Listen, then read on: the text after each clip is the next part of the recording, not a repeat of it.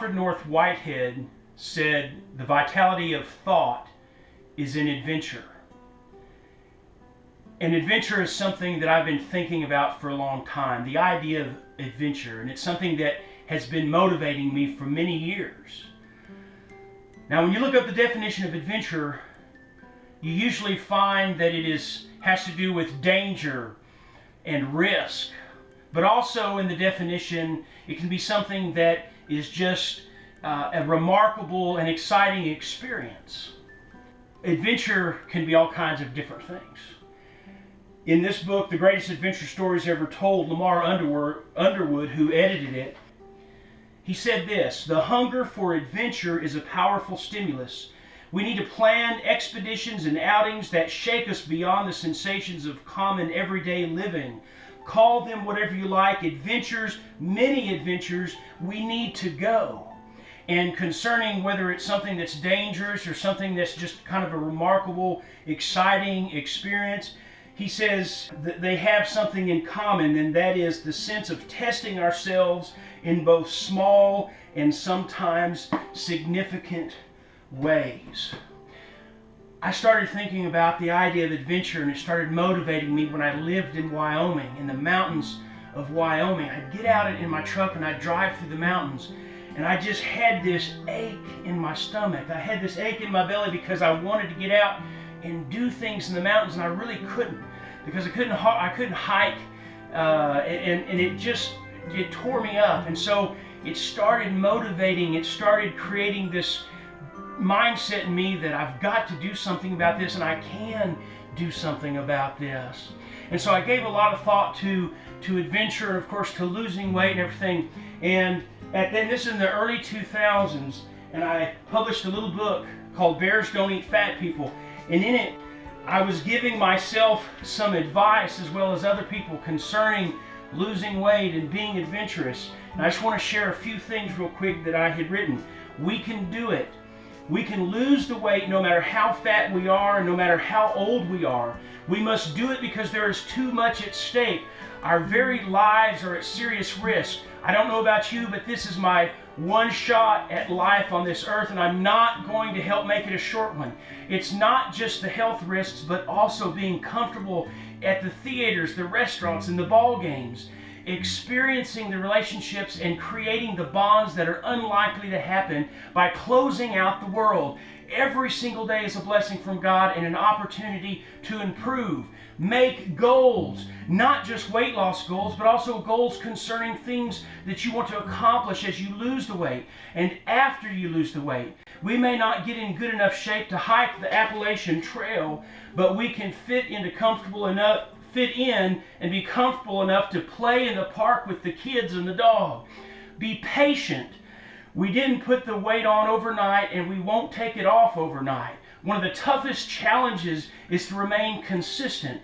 We're going to drift from our routine on occasion, but it is important not to waste time beating ourselves up when we do, but get right back on track. Be courageous. Not only must we push ourselves physically, but also emotionally. We don't want to get out and do things because we're embarrassed about how we look, but we aren't going to lose weight by hiding indoors. The more we get out and live life now, the more we will be inspired and desire more of the same in the future. Don't wait. Quit putting it off. Since losing the weight is going to take time, get started now. Nobody is going to do it for us. And I started losing weight then. It took a long time, and it went up and down, but I gradually started losing weight from having weighed 525 pounds. And you know, and this was back in 2003, and you know, if you've watched these videos, that I had lost about 5 years ago 140 pounds. Well, I put it back on, so I read this again to try to inspire me to get this mindset back again. And I remember coming home. I wanted to come back from Wyoming because I wanted to be with my family. My nephews and nieces were getting older. I thought, well, I've got to get back to the family and live life, an adventurous life. And I remember as I was losing weight and taking my own advice of, while I'm losing, I've got to push myself and do things that are exciting and remarkable, at least to me. So I remember going out one time on the lake with my brother's family and my nephews, and my nephews were wanting me to ride in the inner tube. They would pull with their pontoon boat inner tubes and stuff. So, I tried and tried to get into this inner tube, and I would roll off of it, and I was like, well, look, I'm going to give up right now. I'm going to do this in the future. When it's easier on me, I'll do it. But I was giving up. And I remember my oldest nephew, Matt, he was probably 12 at the time, 13 maybe. He said, Uncle Paul, you've got to do this. He says, this is going to happen today. So, how could I resist that? So I kept trying to. Finally, I got into that inner tube. And as they pulled me around the lake, and I just sat back with my feet propped up, my hands behind my head, that was just a great feeling. And I really didn't care. Other boats and people, I knew I looked funny for sure, being a big old fat guy still, being in that inner tube, but I didn't care because it was something I hadn't done in years, and it felt great. I felt like I had accomplished something. From way back then, I have adventures in my mind that I dream about and that I would love to do. And somewhere along the line, I got to where I thought, well, I'm too old now, and I can never get in good enough shape to do these things. There were things that kind of had me tied down, some responsibilities. I'm starting to think that even though I'm 49, I may be able to do these things. I don't know. I may not be able to do a through hike on the Appalachian Trail, but I can do nice major hiking trips. I would love to learn to sail. I would love to get a KLR 650 Kawasaki motorcycle and go on road trips. I would love to ride a bicycle from coast to coast. Just 5 years ago, I bought a bike and rode with my nephews, and I knew, because I was still weighed 325 pounds, I knew I looked stupid on that bike, but it was fun, and I was really getting into it. I don't know what kind of big adventures, if I'll ever have any just super impressive adventures, but I know that I can do small ones that to me are remarkable and exciting, and will create great memories. Maybe inspire other people to do the same thing. To lose weight, to live healthy, to be a part of other people's lives, and to have those great memories. That's what motivates me. That's one of my great motivations.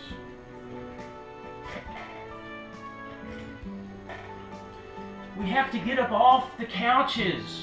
We have to get out of the easy chairs. We've got to get our bodies moving. We've got to do things. We've got to experience life. There's all kinds of things out in this world that we haven't done. I know there's a lot of people who say, well, there's no more blank spaces on the map. There's no place to go do an adventure or a journey. There's no new places to discover. Well, you know what? All these other places where people have been or discovered, may not be new to anybody, but they're new to me. I've never done them before. I've never seen them before. I've never experienced it before. God created this wonderful, great world. I want to discover it, but I want to do it in a way that's within the liberties that I have as a Christian, as a child of God. I want to experience the things that He has created. I want to experience the things that are a part of this whole creation. I'm not going to be able to do that sitting in a chair, sitting in my comfortable spot on the couch. For those of us who still can, who still are blessed with a body that can function, or we can get it to where it can function, then that's what we've got to do. That's our responsibility. We have a responsibility to do that for ourselves, for our loved ones, and I think to God as well. You know, my nephews, every now and then they'll say, Uncle Paul, we need to go camping. Uncle Paul, we need to go on this hike. We need to hike back up to Guadalupe Peak. We need to go kayaking. All these different things. They say that occasionally. And I'm like, yes, I know, I forgot. I was doing that kind of stuff with them before. I've got to do it again. That's what motivates me now. Finding my mojo. I lost it for a while. It's coming back.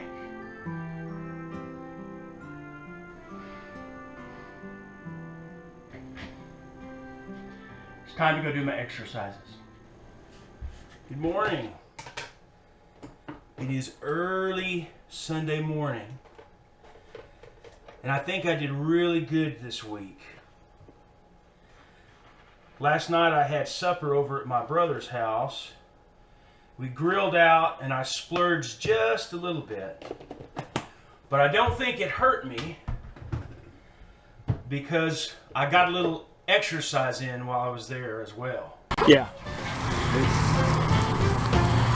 Oh, that's cute.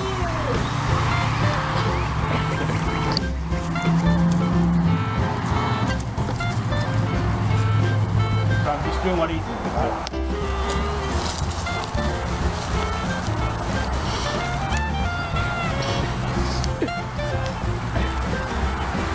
Come on, man!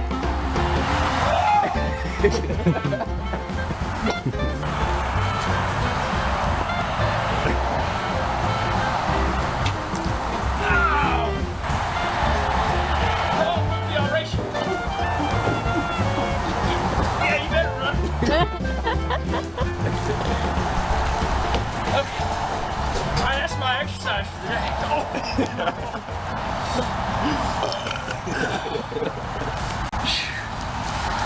Okay, guys, it's that time again, weigh-in time. It's hard to believe that it's been a whole month since I started these videos.